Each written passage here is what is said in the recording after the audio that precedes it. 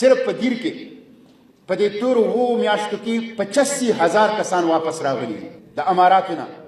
زما په قبایلو کې انغري چې ګرم دي، د کورونو نظام چې روان دی، نو یا خلق په کراچۍ او په پنجاب کې نوکري کوي او یا په اماراتو کې کوي.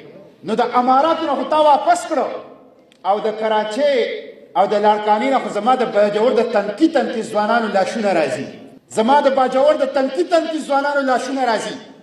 نو په دې 2 میاشتو کې 8 میاشتو کې د قوم ته د نالایق حکومت، د بغیرت حکومت هیڅ قسمه نه د عقیدې په حوالې سره او نه د معیشت په حوالې سره خیر ورکړ. دغسې صورتحال قبایلو سره وکړو. 27,000 مربع کیلومیټر دا قبایل دي. په دنیا کې ډېر ملکونه داسې دي چې د قبایلو رغبت یې نصیبه ده. 1 کروڑ قبایل دي او داسې قبایل نه هغه قبایل چې دا کم کشمیر باندې ته نن فخر کې، دا د دې قبایلو د وینې برکت دی چې آزاد دی.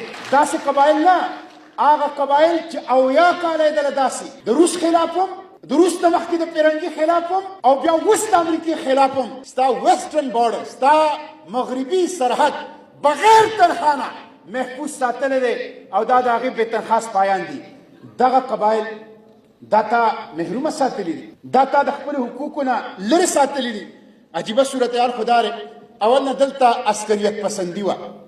هغه عسکریت پسندۍ کې زما قبایل وځپلي شول، کورونه، دکانونه، باغونه، فصلونه هر څه تباه شول. د هغې نه پس ورپسې تا ملیټري اپریشنې شروع کړلې، بمبارۍ پې شروع کړلې. IDPs وطني مهاجر، دا په دنیا کې په لومړي ځل په قبایلو تا دا تجربه وکړله چې هغې له دې نوم ورکړه وطني مهاجر، انټرنلی ډسپلیسډ پرسن.